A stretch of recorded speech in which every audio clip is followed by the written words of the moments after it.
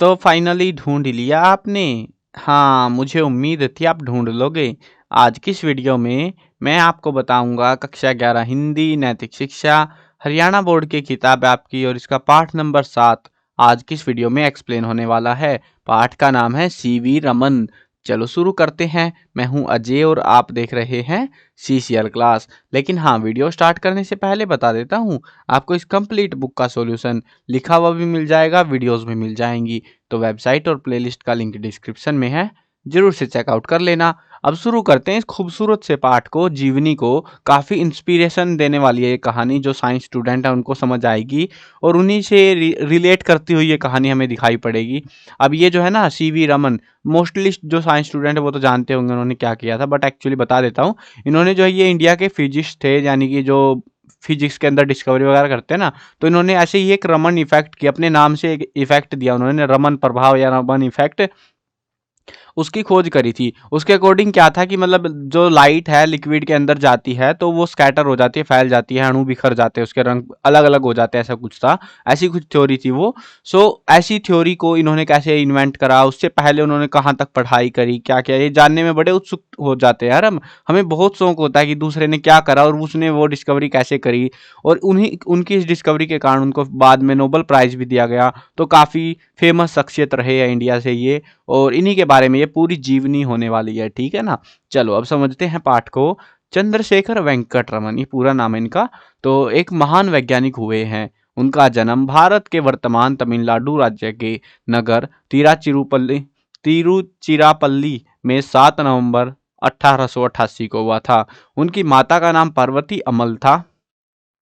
वह धार्मिक प्रवृत्ति की महिला थी। देखो, भारत के अंदर अगर हम ये चीज़ देखते हैं कि भैया महिलाएं जो है ना, ज़्यादातर आपको देखने को मिलेगा ऐसा ही कि ज़्यादातर जो महिलाएं थी, भारत की माताएं थी, तो वो जो है भगवान की भक्त हुआ करती थी। तो वैसा ही था, धार्मिक महिलाएं होती है भारत में ज़्यादातर, क्योंकि धर्म हमारा रिलेट ऐसे करता है। तो उनके पिता का नाम चंद्रशेखर अय्यर था, जो कि एक अध्यापक थे, पढ़ाते थे स्कूल में। विलक्षण बुद्धि के बल पर रमन ने 11 वर्ष की आयु में 10वीं कक्षा पार कर ली, या पास कर ली कह लो भैया। तो देखो हुआ क्या, 11 वर्ष की आयु में, जब 11 वर्ष की आयु में आप कितने हुए होगे, आप कौन सी क्लास में थे 11 वर्ष में? अभी शायद आप 11वीं में 10वीं में आए हो, 11वीं में आ गए हो ना। तो आपने 10वीं कितनी एज में पार करी होगी? 15 या 16 के आसपास में, है ना। कुछ एक तो उससे भी लेट करते हैं, लेकिन ये बड़े एडवांस थे। इन्होंने 11 साल की उम्र में 10वीं पास कर ली थी। रमन के पिता उन्हें उच्च शिक्षा दिलाने के लिए विदेश भेजने के इच्छुक थे, क्योंकि इंडिया में तो एजुकेशन इतनी अच्छी थी नहीं उस टाइम पे। और अंग्रेज आ रखे थे। देखो, अंग्रेज आए थे लगभग 1600 के आसपास में। तो उस टाइम पे भैया पता लग गया अंग्रेजों के वहाँ पे पढ़ाई बढ़िया है, इस चीज़ के बारे में, वो चीज़ें। तो इसीलिए पिता भी ऐसा चाहते थे, किंतु ब्रिटिश सर्जन ने उन्हें यहीं रखने की सलाह दी। रमन ने यहाँ रहकर 2 वर्ष तक मद्रास के प्रेसिडेंसी कॉलेज में अध्ययन किया। यहाँ पे इन्होंने पढ़ाई वगैरह करी। अंग्रेजी और भौतिकी में प्रथम आने पर उन्हें स्वर्ण पदक मिला। सन 1906 में उन्होंने एमए की डिग्री प्राप्त कर ली। अब डिग्री विग्री कर ली, चलो बढ़िया भैया, जिंदगी कट जाएगी आराम से। अब रमन जो है विज्ञान में इतनी रुचि रखते थे कि वे स्वयं पत्रिकाओं के लिए विज्ञान संबंधी शोध लेख लिखने लग गए। क्योंकि अब देखो, काम तो चाहिए ना किसी को। इसको ये काम थोड़ा सा लगा कि चलो अपने मेरे को जो चीज़ पसंद है मैं उसी के बारे में लिख के पैसे कमा पा रहा हूँ, तो उससे बढ़िया और क्या चाहिए। तो वो जो है खुद ही पत्रिकाओं में लिखने लगे विज्ञान से संबंधित बातें। उनके शोधपूर्ण लेख लिखने से परिवार के लोग बहुत चकित हो गए कि ऐसा कैसे कर पा रहा है ये। पत्रिकाओं में नाम छपने से लोग उन्हें सम्मान देने लगे, क्योंकि जो शोधपूर्ण काम है ना, वो लिखना इतना आसान नहीं है कि कोई भी मुंह उठा के लिख देगा। उसके लिए रिसर्च और पूरा पुख्ता सबूत वगैरह बहुत सारी चीज़ें चाहिए होती है। और वो चीज़ें जब ये लिखने लगे तो परिवार वाले तो चौंक नहीं थे, भैया ये क्या करने लगे इतना महान काम। मात्र 19 वर्ष की आयु में वे Indian Association for Cultivation of Science के सदस्य बन गए। ये एक कमेटी हुआ करती थी उस टाइम पे, तो इसके वो सदस्य बन चुके थे। उन्हें कलकत्ता के वित्त मंत्रालय में प्रशासनिक अधिकारी के पद पर आसीन किया गया। इसी समय उनका विवाह भी हो गया। तो अधिकारी भी बन गए, विवाह भी हो गए, चलो भली चंगी जिंदगी चल रही है। अब विज्ञान में उनकी रुचि अधिक बढ़ गई थी। अब ज़्यादा मजा आ रहा था उनको विज्ञान में, तो क्योंकि विज्ञान देखो ये शुरुआत से होता है, ऐसा नहीं है कि बहुत सारे स्टूडेंट ये सोचते हैं कि मैं जब मतलब मान लो 10th में आऊँगा या 9th से मैंने स्टार्ट करा, तो मेरी इंटरेस्ट मेरे को पता लगेगा कि मेरा इंटरेस्ट कहाँ पे है। मेरा विज्ञान में है, मुझे हिस्ट्री पढ़ने में मज़ा आता है, मुझे जियोग्राफी जानने में मज़ा आता है। हर स्टूडेंट को एक फेवरेट सब्जेक्ट होता है। आपका कौन सा, आप भी बताना कमेंट में। वैसे मैं कहता हूँ मैथ बहुत कम का होगा, लेकिन हाँ होता है भाई, मैथ भी होता है किसी किसी का फेवरेट सब्जेक्ट। तो ऐसे सबके अलग अलग फेवरेट सब्जेक्ट होते हैं, और इनका फेवरेट सब्जेक्ट था साइंस, विज्ञान। तो उसी विज्ञान में ये आगे बढ़ते चले गए। रमन ने वायलिन और सितारों से उत्पन्न ध्वनि का अध्ययन शुरू कर दिया। ये वायलिन जो ये सितार वगैरह होते हैं यार, गाने वाने बजाने, म्यूजिक वालों को पता है ये सारी चीजें, तो उनको आपने भी सुने तो होंगे नाम कम से कम। जो भी है, जो म्यूजिक उत्पन्न करते हैं ये औजार, या क्या कहते हैं इनको यार, उपकरण कह लो यार, मेरे को अच्छा सा शब्द नहीं मिल रहा। चलो जो भी है, तो ये दो चीज़ों के ऊपर उन्होंने जो कैसे ध्वनि पैदा कर रहे हैं, कैसे हो रहा है वो चीज़ें, उसके बारे में उन्होंने पढ़ाई करनी शुरू कर दी। उन्होंने ये जानना चाहा था कि वाद्यों से, वाद्य यंत्र कहते हैं, हाँ सही शब्द ढूंढ के लाइए, वाद्यों से मधुर ध्वनि कैसे उत्पन्न होती है। मतलब ऐसे तो हम थाली पीट लेंगे, उससे तो मधुर नहीं आती वो ध्वनि, तो वहीं से क्यों होती है वो जानने के वो काफ़ी उत्सुक थे। वे इस शोध में संलग्न हो गए, यानी उसमें जो है बिल्कुल जुट गए कि ऐसा क्यों हो रहा है। इसी प्रकार रमन जो है नीले जल के बारे में सोचते रहते थे कि इसका रंग नीला ही क्यों है। सिंपल बात है ना, आपको पानी, पृथ्वी, नीला ग्रह कहते हैं पृथ्वी को हम, तो इस पृथ्वी को नीला ग्रह तो कहते हैं, क्यों कहते हैं, क्योंकि पानी है, पानी का रंग नीला है। ठीक है, दूर से देखने में नीला दिखता है, लेकिन नीला दिखता क्यों है, ये काफी वियर्ड सा सवाल था उस टाइम पे। आज के टाइम पे तो हम कह लेंगे भाई विज्ञान में लिखा हुआ है, चलो ये वो, लेकिन पहले के टाइम में ऐसा नहीं था। पहले के टाइम में किसी को पता ही नहीं था कि भैया नीला है, चलो ठीक है नीला है, हमको क्या लेना देना, लेकिन लोगों के मन में सवाल थे आखिर नीला क्यों है। वे अंत में इस निष्कर्ष पर पहुंचे कि नीले रंग का कारण पानी के अणुओं द्वारा प्रकाश को छितरा देना, यानी कि जो है ना, रंग का जो क्या होता है, स्कैटरिंग ऑफ लाइट होती है ना, जैसे इंद्रधनुष बनता है ना, तो उसमें क्या होता है, जब एक प्रिज्म में से या कहीं से भी, या फिर नेचर में भी, जब अपने आप जो पीछे से सनलाइट आती है और वो 7 रंगों में डिवाइड हो जाती है उस पानी के स्कैटर की वजह से, तो वैसा सा ही सिस्टम था ये भी कुछ। अगर मैं फिजिक्स का कुछ वर्ड उल्टा सुल्टा बोल दूं तो भाई माफ करना, अभी मेरे को इतना ध्यान नहीं है, स्कैटर या डिफ्रैक्शन ये भूल गया हूं मैं, इनकी डेफिनेशन वगैरह इतनी लंबा अरसा बीत चुका है यार। जो भी है, ऐसा ही कुछ फिनोमिना है। तो अब जो भी है यार, ये मैटर में अब सीन क्या है, इसमें पूरा मामला ये था, इन्होंने वो चीज ढूंढ निकाली कि आखिरकार मैटर क्या था, मतलब मामला क्या था, ये नीला दिखता क्यों है, क्योंकि बाकी सारे रंग उसमें गायब हो जाते हैं और सिर्फ नीला रंग ही वापिस आता है, और इसी वजह से हमको वो नीला दिखाई पड़ता है। तो वो मैटर इनको समझ आ गया पूरा मामला क्या था। यह प्रयोग उन्होंने कलकत्ता की प्रयोगशाला में सिद्ध किया था, जहां से उन्होंने विज्ञान शोध कार्य शुरू किया। यहीं से लोग इन्हें जानने लग गए, भाई इसने तो ये बोल सकते हो अचंभा कर दिया, जादू कर दिया, कि ऐसी डिस्कवरी कर दी कि हमको आज तक पता ही नहीं था कि पानी का रंग नीला क्यों है, लेकिन इन्होंने बता दिया पानी का रंग नीला क्यों है। अभी तक रमन बाबू भारतीय विज्ञान परिषद के उपसभापति थे। ऐसे कोई विदेश जाने की बातें हो रही थी शुरू में, लेकिन वो ऐसा कभी हो नहीं पाया। किंतु सन 1919 में डॉक्टर अमृतलाल सरकार की मृत्यु हो जाने पर वे इस संस्था के अवैतनिक अध्यक्ष भी नियुक्त किए गए, यानी कि अवैतनिक अध्यक्ष होते हैं बिना वेतन वाला, तो वो भी अध्यक्ष वहाँ पे बनाए गए। उन्होंने अनुसंधान की स्वच्छंद सुविधाएं प्राप्त होने लगी, अच्छी सुविधाएं थी, लेकिन कोई ऐसे अलग से स्पेशल ट्रीटमेंट नहीं था, है ना। लेकिन ठीक है, जो भी था बढ़िया था, अच्छा पद था, रिस्पेक्टेड था। सीवी रमन की विज्ञान साधना भारत ही नहीं विश्व में भी बहुत महत्वपूर्ण है। 1921 में ब्रिटिश के विश्वविद्यालयों के सम्मेलन में कलकत्ता विश्वविद्यालय के प्राध्यापकों के प्रतिनिधि के रूप में उन्हें लंदन भेजा गया था। अब कहीं ना कहीं जो विदेश जाने का सपना था, दूसरे देश के लोगों से जानने का, वैज्ञानिकों से मिलने का जो सपना था, शायद वो अब पूरा हो गया था उनका, क्योंकि वो अब पहली बार जो है उधर की कलकत्ता की साइड से ही डायरेक्ट लंदन के लिए अप्रोच किए गए थे। उनकी यह पहली विदेश यात्रा थी। अब ये ध्यान रखना, इस चैप्टर में काफ़ी इंटरेस्टिंग है ये चीज़, कि उनकी पहली विदेश यात्रा कहाँ की थी, लंदन की। लंदन गए थे वो पहली बार, ठीक है, और कब गए थे, 1921 में सम्मेलन हुआ था, तो वहाँ जाने का उनको मौका मिला था। इस यात्रा के दौरान उन्होंने अपने प्रभावोत्पादक, क्या स्पेलिंग यूज हो रही है यार ये, एवं मौलिक भाषणों द्वारा अपने आविष्कारों एवं नए प्रयोगों का ज्ञान पाश्चात्य वैज्ञानिकों को कराया, जिससे सीवी रमन का उन पर अमिट प्रभाव पड़ा। अब देखो, उन्होंने बताया पानी का रंग मैंने ये डिस्कवर करा, ऐसा ऐसा करा है, तो उनको बताया उन्होंने, और वो लोग, अंग्रेज लोग जो है, उनकी इस बातों को सुनकर हैरान रह गए, और मतलब यार ये तो बड़ा टेढ़ा बंदा यार। तो उस वजह से जो है अब उनका भी जो है वहाँ पर भी इम्प्रेशन आ चुका था, अच्छा इम्प्रेशन कि हाँ ये लोग भी कुछ कर सकते हैं। 1917 से अब तक वे प्रकृति के रंगों के अध्ययन और विश्लेषण में लगे रहे। मतलब उनको प्रकृति में बहुत रुचि आने लगी थी, अच्छी-अच्छी चीज़ें, नई-नई चीज़ें जानने को उनको मिल रही थी। उन्होंने कोहरे से और बादलों से निर्मित इंद्रधनुष के रंगों की व्याख्या करी कि ये रंग क्यों बनते हैं, कैसे बनते हैं, वो सीन भी इन्होंने बताया। सामुद्रिक यात्रा से उन्हें समुद्र के नीले रंग के अध्ययन का अवसर मिला कि समुद्र का रंग नीला क्यों है, ज़्यादा नीला क्यों है, वो चीज़ें उनको वहाँ पता लगी तथा विश्लेषण करके वे इस निर्णय पर पहुँचे कि समुद्र के जल में नीला रंग प्रकाश के प्रभाव के कारण होता है। और वही चीज़ जो कि वो बताने की कोशिश कर रहे थे, उन्होंने पहले लेबोरेटरी में प्रैक्टिकल करी थी, अब वो समंदर में प्रैक्टिकल हो रही थी। उन्होंने समंदर के गहरे रंग की व्याख्या इन सीधे साधे शब्दों में करी थी। क्या कहा था उन्होंने?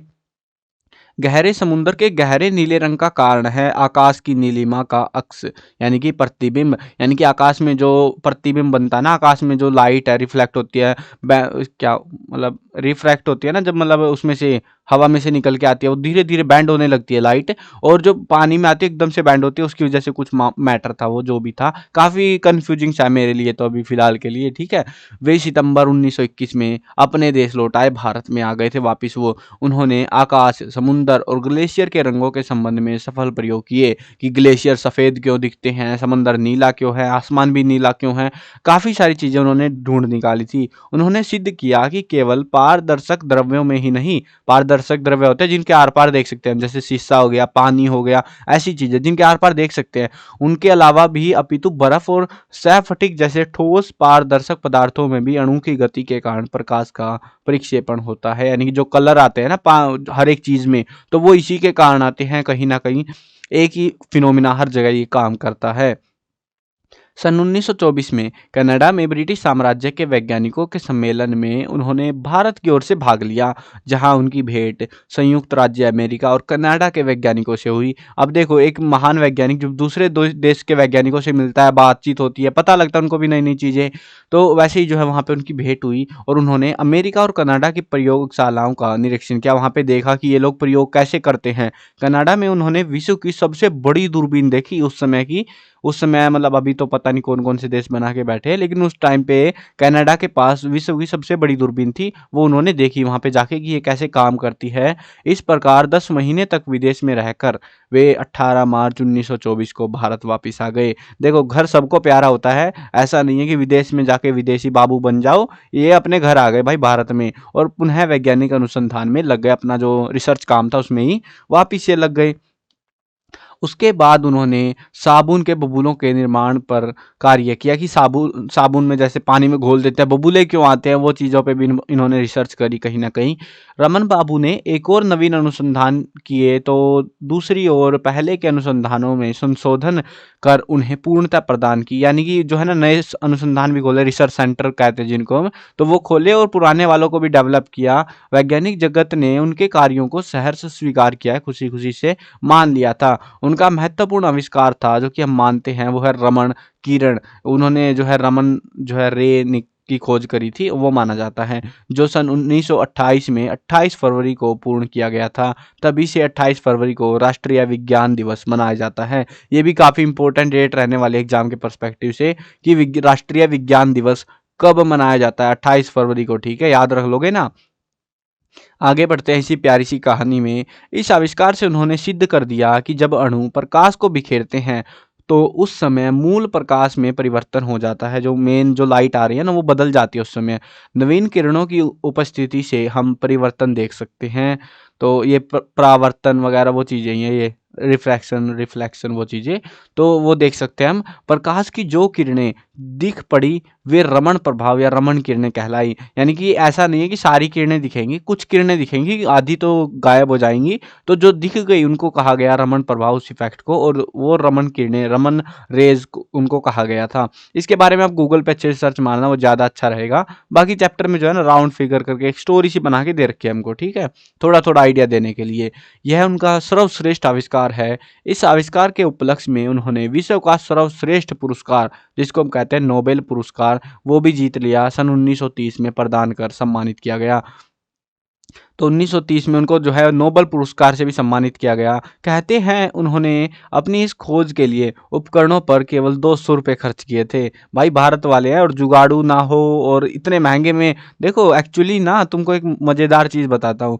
अगर अमेरिका या कहीं दूसरा देश, इंग्लैंड, ये क्या है, यूरोपियन कंट्रीज़ हो गई या अमेरिका वगैरह, तो उधर के देश अगर एक रिसर्च को पूरा करने में अगर 5 लाख, चलो 5 ज़्यादा हो जाता है, 1 लाख रुपए लगा देते हैं ना, तो उसी सेम काम को भारत वाले सिर्फ 2,000 रुपये में कर देंगे। इतना है भाई भारत वालों का टैलेंट, और ये चीज़ रियलिटी में प्रैक्टिकली प्रूव हो चुकी है। भारत ने अभी रिसेंटली, मतलब रिसेंटली का मतलब है कुछ साल पहले, ठीक है, तो एक मंगलयान भेजा था, जो कि अमेरिका, ये नासा वाले जो अमेरिका में है, तो उनसे भी ज़्यादा सस्ते में, बहुत ज़्यादा सस्ते में भेज दिया था भाई। और एक्चुअली वो सक्सेसफुल लैंडिंग भी हुई वहाँ पे, और जबकि नासा वालों का फेल हो गया था। तो भारत वालों में टैलेंट था भाई, कूट कूट के भरा हुआ है। बस हम, ये बात अलग है कि हम यूज नहीं करते उस टैलेंट को। इन्होंने अपने टैलेंट को यूज करा, 200 रुपये में पूरा एक्सपेरिमेंट करके दिखा दिया। 200 में तो आजकल टॉफियां आती है।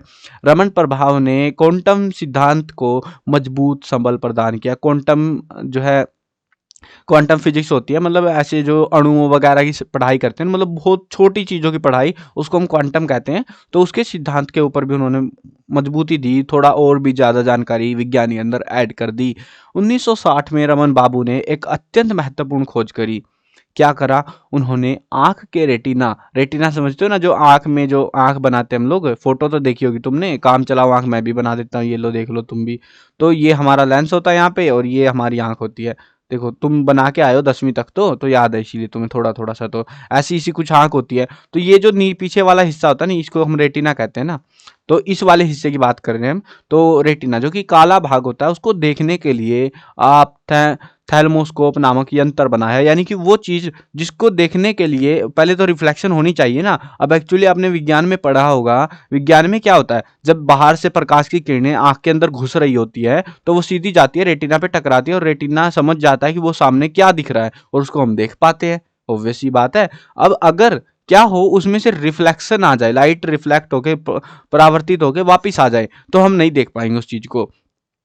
इट मीन्स कि वो जो है ना, वो सारी जो किरणें हैं उनको ऑब्जर्व कर लेता है अपने अंदर में। और इसीलिए तो कहते हैं सूरज की तरफ सीधा मत देखो, आंखें फूट जाएंगी तुम्हारी। तो अब ये जो है ना, ये इस चीज को देखने के लिए भी इन्होंने जो है एक उपकरण बना दिया, थैल्मोस्कोप, जो कि इसको देख सकता था यार। एक्चुअली ये वैसी सी बात है जैसे आप ब्लैक होल को देख पाए हम, तो वैसी सी मैटर है ये भी। तो बस ये थोड़ा सा अपने लेवल पे है, वो दूर की चीज है। यह यंत्र वैज्ञानिक हेल्महोल्ट्ज के यंत्र से अनोखा है। इससे आंख के अंदर की रचना और प्रक्रिया को बड़ी सरलता से देखा जा सकता है कि आंख कैसे बनी हुई है, कैसे काम कर रही है। यही नहीं, रमन ने रेटिना में 3 रंगों की खोज की है, कि रेटिना में भी रंग होते हैं, काला नहीं होता रेटिना।